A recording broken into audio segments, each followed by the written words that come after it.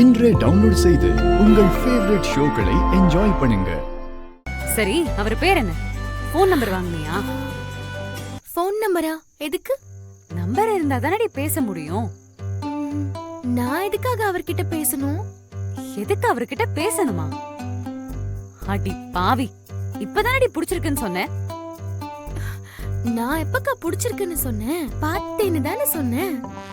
ஏய், திரும்பவும் சொல்றேன், உனக்கு இந்த நடிப்பெல்லாம் செட்டே ஆகல. ஒரு வாட்டி பார்த்தவன பிடிக்காம தான் நீ உட்கார்ந்து சிரிச்சிட்டு இருந்தியோ? இத நான் நம்பணும். ஏய், இங்க பாரு, நீ என்ன வேணா பண்ணு, ஆனா தயவு செஞ்சு வெக்க மட்டும் படாத ப்ளீஸ். முதல்ல அவன் போன் நம்பர் எப்படி வாங்குறதுன்னு யோசிப்போம்.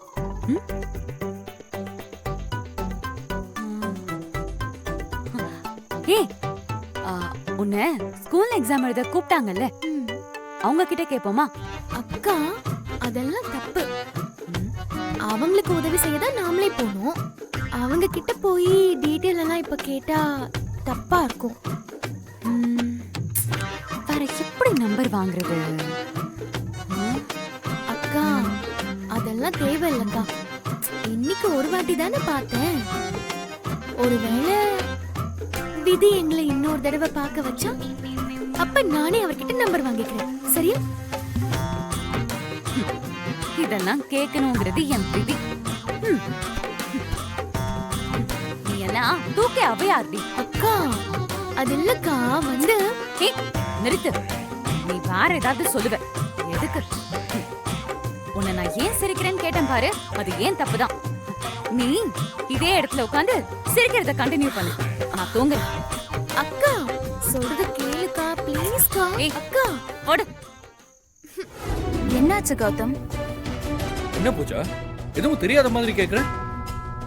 நீ இப்படி என் சித்தி அவமானப்படுத்துறதுக்கா பிரசுக்கு காசு கொடுத்தா? சொல்லு பூஜா, எதுக்காக? எனக்கு வேற வழியே தெரியல கௌதம். உன் சித்தி ஏற்கனவே என் மேல கோவமா இருக்காங்க. என்ன வேலையை விட்டு வர தூக்கிட்டாங்க. என்ன மருமகளா ஏத்துப்பாங்களா மாட்டாங்களான்ற பயத்துல பிரஸுக்கு தெரிஞ்சாலாச்சும் நம்மள பிரிக்க மாட்டாங்க, ஏத்துப்பாங்க. அதுக்கப்புறம் அவங்க கிட்ட நல்லபடியா எடுத்து சொல்லலாம்னு நினைச்சேன். பூஜா, நீ சொல்றதெல்லாம் நம்புற மாதிரியே இல்லையே. ஏய், சத்தியமாடா? அப்போ நம்ம விஷயம் மீடியால வந்தா என் குடும்பத்தோட கௌரவம், எங்க சித்தியோட மரியாதை பத்தி எல்லாம் நீ யோசிக்கவே இல்லைல்ல?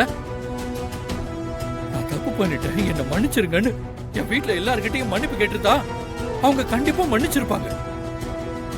இப்ப நீ பண்ண காரியத்துக்கு என் வாழ்க்கை முழுக்க என் குடும்பத்தோட முகத்திலையும் முழிக்க முடியாது. நம்ம கல்யாணத்தை அவங்க ஏத்துப்பாங்கன்னு எனக்கு தோணல பூஜா. உன்னை லவ் பண்ணி பெரிய தப்பு பண்ணிட்டேன். சாரி கௌதம், நான் வேற என்னமோ நினைச்சு பண்ணி வேற என்னமோ ஆயிடுச்சு. சாரி.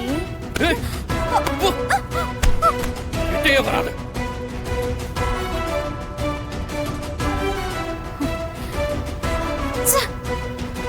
ஒத்தே வர மாட்டேங்கிறானே, ஒரு வேளை விட்டுட்டு போயிட்டான்னா?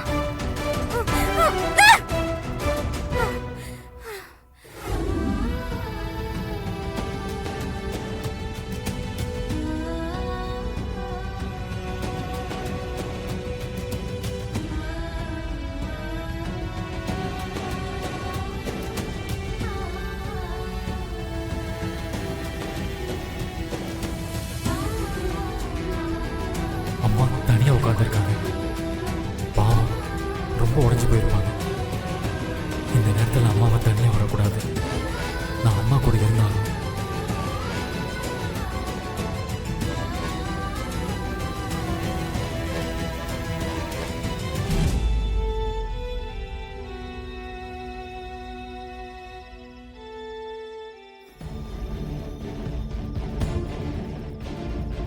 அம்மா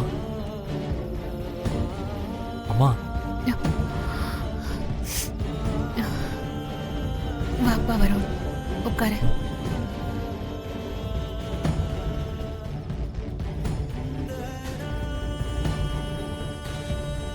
அழறீங்களாம்மா?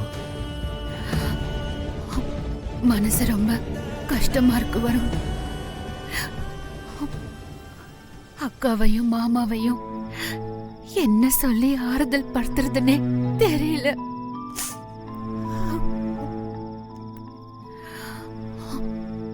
ஒரு நொடியில எல்லாமே மாறி போயிடுச்சுல்ல. இப்ப கூட கௌதம் இப்படி பண்ணத என்னால ஏத்துக்க முடியல.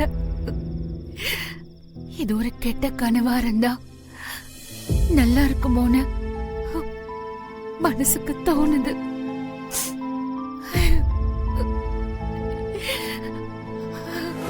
கௌதம், உனக்கு பிடிக்கும்னு ஸ்பெஷலா கேசரி பண்ணிருக்கேன், சாப்பிடு.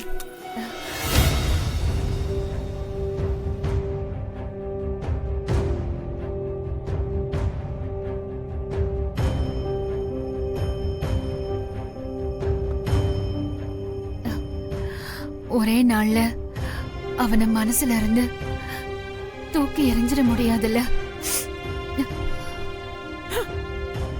அவனும் ஒரே நாள்ல தானே நம்மள வேண்டான்னு விட்டுட்டு போனா.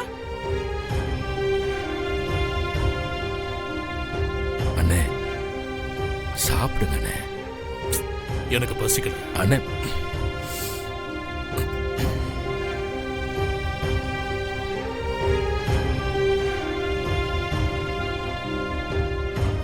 தாங்க முடியல.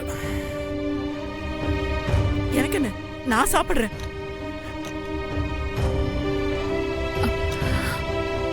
அக்கா,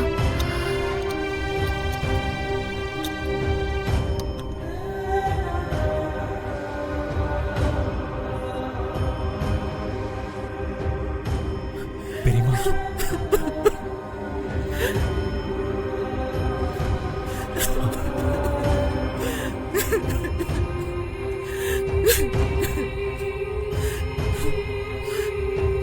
அண்ணே, அந்த அண்ணாமலையோட கார் நம்ம தெருக்குள்ள வருதுண்ணே.